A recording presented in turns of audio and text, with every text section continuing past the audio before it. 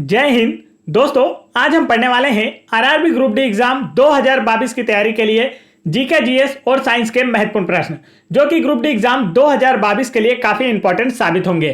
तो वीडियो को लास्ट तक जरूर देखिएगा। स्टार्ट करते हैं। फर्स्ट क्वेश्चन यहां पर पूछा गया था 1969 में कितने बैंकों का राष्ट्रीयकरण किया गया था। वर्ष 1969 में कितने बैंकों का राष्ट्रीयकरण किया गया था। तो राइट आंसर होगा ऑप्शन नंबर 4, 14 बैंकों का राष्ट्रीयकरण किया गया था। भारत में सभी बैंकों को आरबीआई रेगुलेट करता है। आरबीआई भारत का केंद्रीय बैंक है जिसका पूर्ण रूप होता है रिजर्व बैंक ऑफ इंडिया और वर्तमान में इसके 25वें गवर्नर हैं शक्तिकांत दास। चलिए आगे बढ़ते हैं। हर क्वेश्चन के साथ मैं आप लोगों को इंपॉर्टेंट फैक्ट भी बताता जाऊंगा जो कि आप लोगों को याद रखना है, क्योंकि इससे रिलेटेड जो फैक्ट मैं आपको बताऊंगा वह एग्जाम में पूछे जाते हैं। नेक्स्ट क्वेश्चन यहां पर पूछा गया था निम्नलिखित में से बल की इकाई क्या है। तो राइट आंसर होगा ऑप्शन नंबर 2, न्यूटन। न्यूटन जो है यह बल की इकाई होती है, इसे एन के द्वारा लिखा जाता है। चलिए आगे बढ़ते हैं नेक्स्ट क्वेश्चन की ओर। और यदि आपसे एक क्वेश्चन यहां से और बनता है कि बल की जो परिभाषा है वह न्यूटन के किस नियम से मिलती है। तो बल की परिभाषा न्यूटन के प्रथम नियम से, और बल का व्यंजक की बात की जाए तो वह न्यूटन के गति के द्वितीय नियम से प्राप्त होता है और उसका व्यंजक होता है F बराबर से ma। आगे बढ़ते हैं नेक्स्ट क्वेश्चन की ओर। नेक्स्ट क्वेश्चन यहां पर पूछा गया था किस समूह के पौधों को आमतौर पर शैवाल कहा जाता है। तो इसका जो राइट आंसर है वह है ऑप्शन नंबर 2, थैलोपाइटा समूह के पौधों को आमतौर पर शैवाल कहा जाता है। शैवालों का अध्ययन फाइकोलॉजी कहलाता है। नेक्स्ट क्वेश्चन की ओर बढ़ते हैं। नेक्स्ट क्वेश्चन पूछा गया था जब वस्तु की गति दोगुनी हो जाती है तो इसकी गतिज ऊर्जा पर क्या प्रभाव पड़ता है। तो इसका जो राइट आंसर है वह है ऑप्शन नंबर 1, 4 गुना हो जाती है। वस्तु की गतिज ऊर्जा काइनेटिक एनर्जी का फॉर्मूला होता है 1/2 mv²। तो यहां पर आपसे बोला गया वस्तु की गति दुगनी हो जाती है, तो जब यहां पर आप वेग को 2 गुना करोगे तो इसका स्क्वायर हो जाएगा, मतलब यह आप कितने गुनी हो जाएगी, 2 का स्क्वायर कितना होता है 4, तो आंसर होगा 4 गुनी हो जाएगी। नेक्स्ट क्वेश्चन की ओर बढ़ते हैं। नेक्स्ट क्वेश्चन यहां पर पूछा गया था इनमें से क्या हरियाणा का राज्य पशु है। तो राइट आंसर होगा ऑप्शन नंबर 2, काला हिरन जो है यह हरियाणा का राज्य पशु है। हरियाणा की राजधानी है चंडीगढ़, सीएम है मनोहर लाल खट्टर और गवर्नर है बंडारू दत्तात्रेय। नेक्स्ट क्वेश्चन की ओर बढ़ते हैं। नेक्स्ट क्वेश्चन यहां पर पूछा गया था इनमें से क्या हरियाणा का राजकीय वृक्ष है। तो इसका जो राइट आंसर है वह है ऑप्शन नंबर 1, पीपल का जो वृक्ष है यह हरियाणा राज्य का राजकीय वृक्ष है। आगे बढ़ते हैं नेक्स्ट क्वेश्चन की ओर। नेक्स्ट क्वेश्चन दोस्तों अब हम पढ़ने वाले हैं आरआरबी ग्रुप डी एग्जाम 2018 में 24 सितंबर 2018 की फर्स्ट शिफ्ट में पूछे गए जीके जीएस और साइंस के क्वेश्चन। तो चलिए स्टार्ट करते हैं। फर्स्ट क्वेश्चन पूछा गया था निम्नलिखित में से कौन से वेद में संगीत का वर्णन है। 4 ऑप्शन आपको दिए गए और पूछा गया इनमें से किस वेद में संगीत का वर्णन है। आंसर होगा ऑप्शन नंबर 1, सामवेद में संगीत का वर्णन किया गया है। सामवेद को संगीत का जनक भी कहा जाता है। नेक्स्ट क्वेश्चन की ओर बढ़ते हैं। नेक्स्ट क्वेश्चन यहां पर पूछा गया है रिहंद नदी घाटी परियोजना किस राज्य में स्थित है। तो इसका जो राइट आंसर है वह है ऑप्शन नंबर 2, उत्तर प्रदेश राज्य में। रिहंद नदी घाटी परियोजना उत्तर प्रदेश राज्य में रिहंद नदी पर स्थित है। नेक्स्ट क्वेश्चन की ओर बढ़ते हैं। नेक्स्ट क्वेश्चन यहां पर पूछा गया था निम्नलिखित में से कौन से पौधे में आवरण रहित बीज पाए जाते हैं। आवरण रहित बीज पाए जाते हैं। तो नेक्स्ट यहां पर देखिए 4 ऑप्शन आपको दिए गए हैं और इसका जो राइट आंसर है वह है ऑप्शन नंबर 4, देवदार के वृक्ष में आवरण रहित बीज पाए जाते हैं। नेक्स्ट क्वेश्चन की ओर बढ़ते हैं। नेक्स्ट क्वेश्चन यहां पर पूछा गया था इनमें से क्या एक शुद्ध पदार्थ है। 4 ऑप्शन आपको दिए गए और पूछा गया क्या एक शुद्ध पदार्थ है। तो राइट आंसर होगा ऑप्शन नंबर 2, मीथेन जो है यह एक शुद्ध पदार्थ है। मीथेन का फॉर्मूला होता है CH4। इसके अतिरिक्त चीनी का घोल, तो इसमें चीनी और जल दोनों का मिश्रण होता है। दूध में भी मिश्रण होता है, दूध भी जल का मिश्रण है साथ में, और वायु भी बहुत सी गैसों का मिश्रण होता है।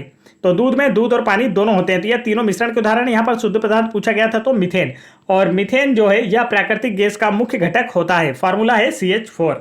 नेक्स्ट क्वेश्चन यहाँ पर पूछा गया था खालिस्तान के परिणाम स्वरूप युग्मनज का निर्माण होता है। तो इसका जो राइट आंसर होगा वह है ऑप्शन नंबर 3, उर्वरीकरण के परिणाम स्वरूप युग्मनज का निर्माण होता है। नेक्स्ट क्वेश्चन की ओर बढ़ते हैं। नेक्स्ट क्वेश्चन यहाँ पर पूछा गया था प्रकाश बल्ब का फिलामेंट बनाने के लिए किसका धातु का उपयोग किया जाता है। 4 ऑप्शन आपको दिए गए हैं और इसका जो राइट आंसर है वह है ऑप्शन नंबर 4, टंगस्टन धातु का। प्रकाश बल्ब का फिलामेंट बनाने के लिए टंगस्टन धातु का उपयोग किया जाता है। टंगस्टन का प्रतीक चिन्ह W होता है। इसका जो गलनांक है काफ़ी उच्च होता है, इसलिए इसका उपयोग बल्बों के फिलामेंट बनाने में किया जाता है। बल्बों में अक्रिय गैस आर्गन भी भरी जाती है, यह भी आप लोगों को याद रख लेना है। नेक्स्ट क्वेश्चन पूछा गया था, किस वर्ग के प्राणियों का रक्त गर्म होता है? तो दिए गए ऑप्शंस के अनुसार ऑप्शन नंबर 1 पक्षी वर्ग के प्राणियों का रक्त गर्म होता है। नेक्स्ट क्वेश्चन की ओर बढ़ते हैं। नेक्स्ट क्वेश्चन यहां पर पूछा गया था, वेग और समय के बीच संबंध दर्शाने वाला समीकरण कौन सा है? पूछा गया है वेग और समय के बीच संबंध दर्शाने वाला समीकरण कौन सा है? तो इसका राइट आंसर होगा ऑप्शन नंबर 4 v बराबर से u प्लस ए टी। गति का प्रथम समीकरण जो है v बराबर से u प्लस ए टी, यह वेग और समय के बीच संबंध दर्शाता है। और गति का द्वितीय नियम जो होता है s बराबर से u T plus half A T square, यह स्थिति और समय में संबंध दर्शाता है। तो यह आप लोगों को याद होना चाहिए, इससे रिलेटेड क्वेश्चन पूछे जाते हैं। आगे बढ़ते हैं नेक्स्ट क्वेश्चन की ओर। नेक्स्ट क्वेश्चन यहाँ पर पूछा गया था, कौन सा बैंक भारत का सबसे पुराना सार्वजनिक क्षेत्र का बैंक है? 4 ऑप्शन आपको दिए गए हैं और इसी में से राइट आंसर बताना है। राइट आंसर है option number 2 Allahabad bank. Allahabad bank Bharat का सबसे पुराना सार्वजनिक क्षेत्र का बैंक है। वर्तमान में भारत का सार्वजनिक क्षेत्र का सबसे बड़ा bank SBI state bank of India है। SBI की स्थापना 1 जुलाई 1955 को हुई थी। तो इसकी स्थापना अक्सर एग्जाम में पूछी जाती है। NTPC एग्जाम में अभी हाल ही में जो लेवल 235 हुआ है उसमें यह क्वेश्चन पूछा गया था। तो आपको याद होना चाहिए SBI की स्थापना कब हुई थी? 1 जुलाई 1955 को। और भारत का जो निजी क्षेत्र का सबसे बड़ा बैंक है वह HDFC है। तो ये दोनों ही आप लोगों को याद होना चाहिए। नेक्स्ट क्वेश्चन यहाँ पर पूछा गया था, यदि कोई एजेंट समय t में W काम करता है तो उसकी पावर कितनी होगी? तो इसका जो राइट आंसर होता है, देखिए शक्ति का हम पावर P से नोटिफाई करते हैं और इसका फॉर्मूला होता है P बराबर से W/T, अर्थात कार्य करने की दर को क्या कहा जाता है? शक्ति। तो राइट आंसर कौन सा होगा? Option number 4। आगे बढ़ते हैं नेक्स्ट क्वेश्चन की ओर। नेक्स्ट क्वेश्चन यहां पर पूछा गया था, मानव पाचन तंत्र में खालिस्तान से पित्त रस का स्त्राव होता है। 4 ऑप्शन आपको दिए गए। पूछा गया पित्त रस का स्त्राव किससे होता है? आंसर होगा यकृत से। मानव पाचन तंत्र में पित्त रस का स्त्राव यकृत से होता है। यकृत मानव शरीर की सबसे बड़ी ग्रंथि है। इसका भार 1.5 किलोग्राम होता है। यकृत से स्त्रावित पित्त रस पित्ताशय में भंडारित होता है। आगे बढ़ते हैं नेक्स्ट क्वेश्चन की ओर। नेक्स्ट क्वेश्चन यहां पर पूछा गया था, पदार्थ के कणों के बीच आकर्षण बल किस में अधिकतम होगा? तो राइट आंसर है ऑप्शन नंबर 3 तांबे की छड़ में। पदार्थ के कणों के बीच आकर्षण बल तांबे की छड़ में अधिकतम होगा। देखिए तांबे की जो छड़ होती है वह ठोस होती है और ठोसों में जो परमाणु होते हैं काफ़ी पास होते हैं, जो अणु होते हैं पदार्थ के कण होते हैं पास होते हैं, तो इसमें अधिकतम आकर्षण बल होता है। चलिए आगे बढ़ते हैं नेक्स्ट क्वेश्चन की ओर। और अधिकतम आकर्षण बल के कारण ही ठोसों की आकृति जो है वह निश्चित होती है। नेक्स्ट क्वेश्चन यहां पर पूछा गया था, धातु कर्म किस प्रकार की एक प्रक्रिया है? तो इसका जो राइट आंसर वह है ऑप्शन नंबर 3 अयस्क से धातुओं को निकालने की। धातु कर्म अयस्क से धातुओं को निकालने की एक प्रक्रिया है। आगे बढ़ते हैं। और धातु के निष्कर्षण के बाद बचे हुए अपशिष्ट को क्या कहा जाता है? तो उसे गेंग कहा जाता है। यह भी आप लोगों को याद रखना है, क्या कहा जाता है? गेंग कहा जाता है। नेक्स्ट क्वेश्चन की ओर बढ़ते हैं। नेक्स्ट क्वेश्चन यहां पर पूछा गया था, इनमें से क्या आनुवांशिक गुणों के वाहक हैं? तो इसका जो राइट आंसर वह है ऑप्शन नंबर 1 डीएनए जो है यह आनुवांशिक गुणों के वाहक होते हैं। डीएनए का फुल फॉर्म होता है डीऑक्सी राइबोन्यूक्लिक एसिड। डीएनए के डबल हेलिक्स मॉडल जो है वह वाटसन एवं क्रिक के द्वारा प्रस्तुत किया गया था। नेक्स्ट क्वेश्चन की ओर बढ़ते हैं। नेक्स्ट क्वेश्चन यहां पर पूछा गया था, किस समूह के 18वें समूह के जो तत्व हैं उन्हें क्या कहा जाता है? 4 ऑप्शन आपको दिए गए और क्या पूछा गया, इनमें से 18वें तत्व के समूह को क्या कहा जाता है? राइट आंसर होगा ऑप्शन नंबर 2 उत्कृष्ट गैसें। उत्कृष्ट गैसें समूह 18 से संबंधित है। समूह 18 के जो तत्व हैं इनका अष्टक पूर्ण होता है, इसलिए इन तत्वों को अक्रिय गैसें या निष्क्रिय गैसें या फिर नोबल गैस भी कहा जाता है। और इस समूह में जितने भी तत्व हैं सभी गैस हैं। नेक्स्ट क्वेश्चन की ओर बढ़ते हैं। तो यहाँ पर आप लोगों से एक ऐसा क्वेश्चन भी पूछा जा सकता है, ऐसा आवर्त सारणी का कौन सा समूह है जिसमें सभी तत्व गैसीय तत्व हैं? तो आपका आंसर होगा 18वां समूह। नेक्स्ट क्वेश्चन पूछा गया था, त्वरण की एसआई इकाई क्या होती है? तो इसका राइट आंसर होगा ऑप्शन नंबर 3 मीटर प्रति सेकंड स्क्वायर। त्वरण की एसआई इकाई होती है मीटर प्रति सेकंड स्क्वायर। वेग में परिवर्तन की दर को त्वरण कहा जाता है। तो परिभाषा भी आप लोग याद रख सकते हैं, एग्जाम में अक्सर पूछ ली जाती है। नेक्स्ट क्वेश्चन यहां पर पूछा गया था, फ्लोरीन से क्लोरीन, ब्रोमीन और फिर आयोडीन तक जाने पर विद्युत ऋणात्मकता पर क्या प्रभाव पड़ता है? राइट आंसर होगा ऑप्शन नंबर 1, कम हो जाती है। यदि आप फ्लोरीन से क्लोरीन और क्लोरीन से ब्रोमीन और फिर आयोडीन तक जाते हैं तो विद्युत ऋणात्मकता में क्या होता है? कमी आती है, विद्युत ऋणात्मकता में कमी। एक क्वेश्चन आप लोगों से ग्रुप डी एग्जाम 2018 में पूछा गया, सर्वाधिक विद्युत ऋणात्मक तत्व कौन सा है? तो आपका आंसर होगा फ्लोरीन। यहां पर फर्स्ट नंबर पर आप लोगों को जो दिख रहा है यही सर्वाधिक विद्युत ऋणात्मक तत्व है। नेक्स्ट क्वेश्चन की ओर बढ़ते हैं। नेक्स्ट क्वेश्चन पूछा गया था, गैल्वेनोमीटर का उपयोग क्यों किया जाता है? तो यहां पर देखिए 3 ऑप्शन आपको दिए गए हैं और चौथा ऑप्शन यहां पर आपको दिया हुआ है। तो गैल्वेनोमीटर का जो उपयोग है यह धारा की दिशा का पता लगाने में किया जाता है। गैल्वेनोमीटर का उपयोग धारा की दिशा का पता लगाने में किया जाता है।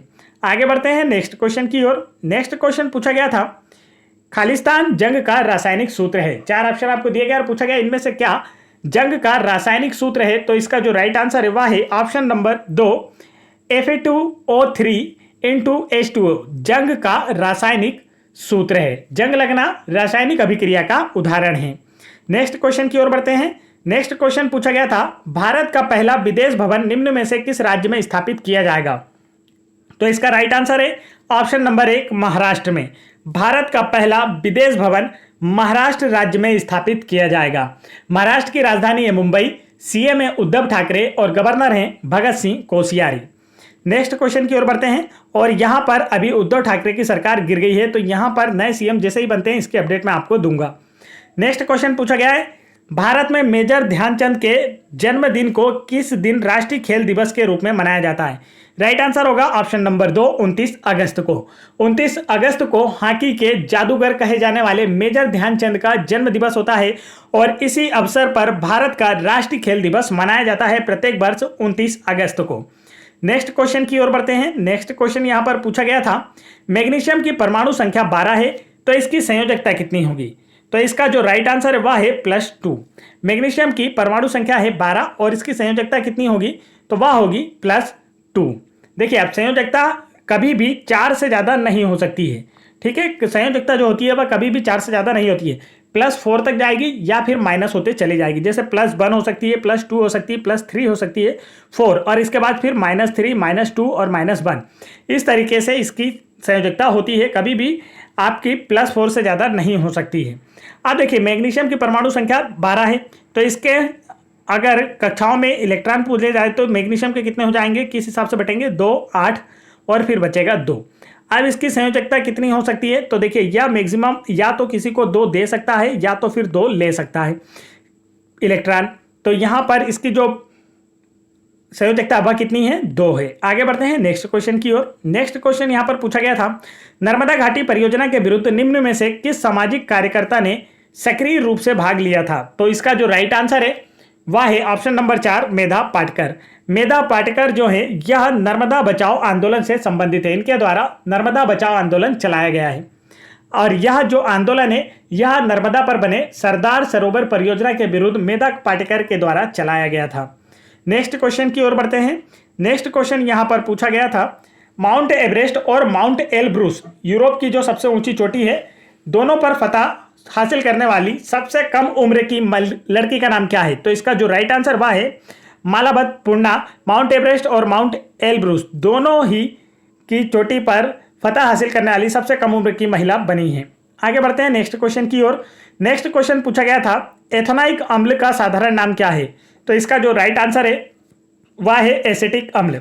एसिटिक अम्ल एथेनॉइक अम्ल का साधारण नाम है।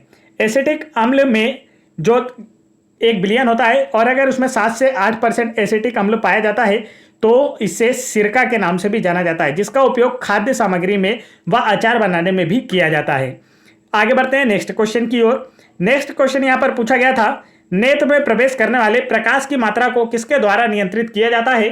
तो इसका जो राइट आंसर है वह है ऑप्शन नंबर 1, पुतली के द्वारा। चलिए आगे बढ़ते हैं नेक्स्ट क्वेश्चन की ओर। नेक्स्ट क्वेश्चन यहाँ पर पूछा गया था, बाबरनामा जो बाबर की आत्मकथा है किस भाषा में लिखी गई थी? तो इसका जो राइट आंसर है वह है ऑप्शन नंबर 4, तुर्की में। बाबरनामा बाबर की आत्मकथा है जो कि तुर्की भाषा में लिखी गई थी।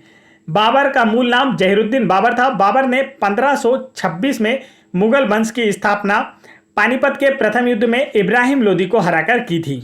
आगे बढ़ते हैं नेक्स्ट क्वेश्चन की ओर। नेक्स्ट क्वेश्चन यहाँ पर पूछा गया था, निम्नलिखित में से कौन त्वरण के मान को गुरुत्व के कारण प्रभावित नहीं करता है? तो इसका जो राइट आंसर है वह है ऑप्शन नंबर 1, द्रव्यमान जो है यह त्वरण के मान को गुरुत्व के कारण प्रभावित नहीं करता है। द्रव्यमान किसी भी वस्तु का हमेशा नियत होता है, चाहे पिंड को किसी भी जगह पर रखा जाए, मतलब उसे पृथ्वी पर भूमध्य रेखा पर रखा जाए या ध्रुवों पर रखा जाए या फिर विषुवत रेखा पर रखा जाए, तो सभी जगह पर उसका भार अलग अलग हो सकता है, लेकिन द्रव्यमान नियत होता है। तो त्वरण के मान को द्रव्यमान गुरुत्व के कारण प्रभावित नहीं करता है। आगे बढ़ते हैं नेक्स्ट क्वेश्चन की ओर। नेक्स्ट क्वेश्चन यहां पर पूछा गया था, निष्क्रिय लिटमस विलयन का रंग कैसा होता है? तो राइट आंसर होगा जामुनी। निष्क्रिय लिटमस विलयन या लिटमस पेपर का जो रंग होता है वह जामुनी या बैंगनी कलर का होता है। लिटमस विलयन अम्लीय तथा क्षारीय पदार्थों का सूचक होता है। लिटमस पेपर जो है वह लाइकेन से प्राप्त किए जाते हैं और लाइकेन सहजीवी का उदाहरण होते हैं। आगे बढ़ते हैं दोस्तों, अब हम पढ़ने वाले हैं रेलवे ग्रुप डी एग्जाम में 24 सितंबर 2018 की सेकंड शिफ्ट में पूछे गए जीके, जीएस और साइंस के क्वेश्चन। तो वीडियो में लास्ट तक जरूर बने रहें। और दोस्तों, यदि आपने अभी तक वीडियो को लाइक नहीं किया है तो फटाफट वीडियो को लाइक करें, और चैनल पर पहली बार आए हैं तो चैनल को जरूर सब्सक्राइब करके बेल आइकन के बटन जरूर दबा लें। और यदि आप लोगों को फिजिक्स और केमिस्ट्री के न्यूमेरिकल प्रश्न देखना है जो कि ग्रुप डी एग्जाम में पूछे जाते हैं, तो आप चैनल की प्लेलिस्ट में जाकर चेक कर सकते हैं, जहां पर इसकी एक अलग से प्लेलिस्ट बना दी गई है ताकि आप लोगों की बेहतर तैयारी हो पाए और आप लोगों का भी ग्रुप डी एग्जाम में सिलेक्शन हो पाए।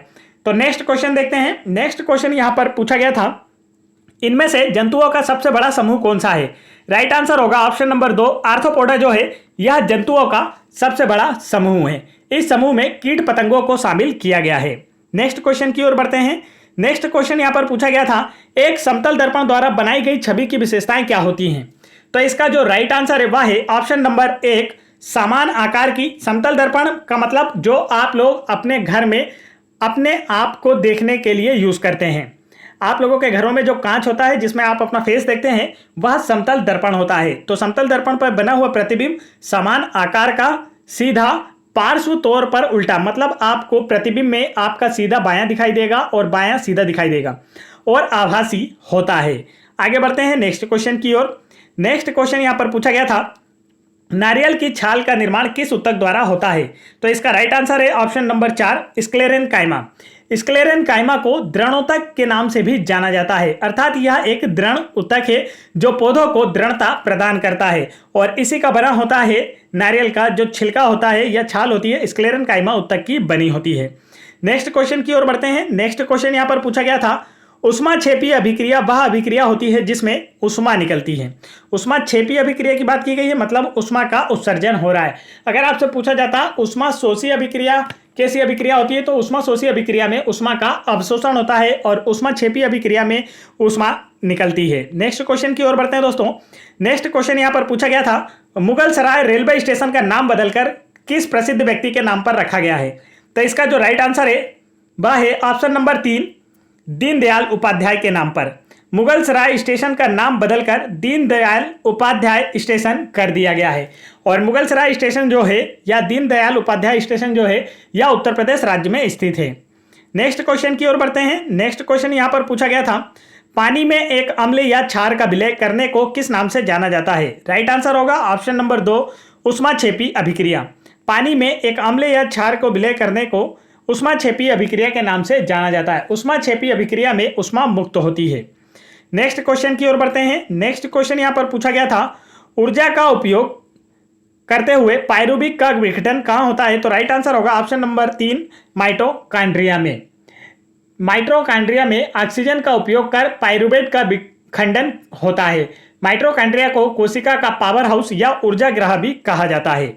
नेक्स्ट क्वेश्चन की ओर बढ़ते हैं। नेक्स्ट क्वेश्चन यहां पर पूछा गया था, इनमें से क्या एक निष्क्रिय गैस है? 4 ऑप्शन आपको दिए गए हैं। राइट आंसर है क्रिप्टॉन। क्रिप्टॉन जो है यह आप लोगों की एक निष्क्रिय गैस है जिसे हम नोबल गैस के रूप में भी जानते हैं और यह समूह 18 का तत्व है। नेक्स्ट क्वेश्चन की ओर बढ़ते हैं।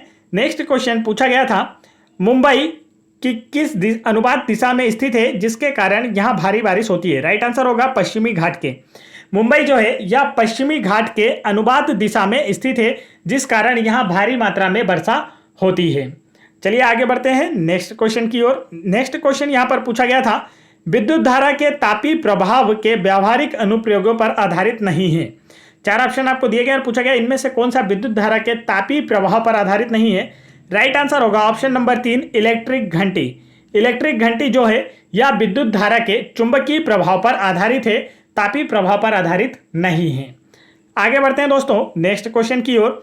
नेक्स्ट क्वेश्चन यहाँ पर पूछा गया था, सूर्य की ऊर्जा का स्रोत क्या है। तो इसका जो राइट आंसर है वह है ऑप्शन नंबर 3, नाभिकीय संलयन।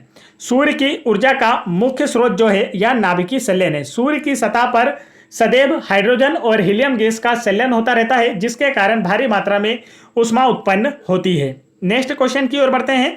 नेक्स्ट क्वेश्चन यहाँ पर पूछा गया था, वंशानुक्रम की इकाई क्या है। तो 4 ऑप्शन आपको दिए गए हैं और पूछा गया है कि वंशानुक्रम की इकाई क्या है। तो इसका जो राइट आंसर है वह है ऑप्शन नंबर 4, जीन जो है यह वंशानुक्रम की इकाई है। जीन को आनुवांशिकता की इकाई भी कहा जाता है। नेक्स्ट क्वेश्चन की ओर बढ़ते हैं। नेक्स्ट क्वेश्चन यहां पर पूछा गया था, किस घाटी का विकास 5000 BCI मतलब ईसा पूर्व से मालवा के दक्षिण की ओर और उत्तर की ओर गंगा घाटी के पूरे तलहटी क्षेत्र में हुआ था। तो इसका जो राइट आंसर वह है सिंधु घाटी सभ्यता जो है यह 5000 BCI 5000 ईसा पूर्व से मालवा के दक्षिण की ओर एवं उत्तर की ओर गंगा घाटी के पूरे तलहटी क्षेत्र में फैली हुई थी।